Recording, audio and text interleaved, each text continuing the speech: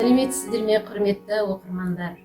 Қасиетті ұлық мерекеміз тәуелсіздіктің 30 жылдығына орай орталық қалалық кітапхана бастаған «Асқақтай бер, айбынды Қазақстан» атты эстафетаны Дихан Әбілов атындағы көпшілік кітапхана зор ықыласпен қабыл алды.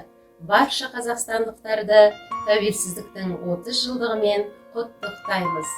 Назарларыңызға ақын жерлесіміз, Қазақстанның халық жазушысы Дихан Әбіловтың «Тәуелсіздік жаңа атқан таңымыз» атты өлеңін ұсынамын.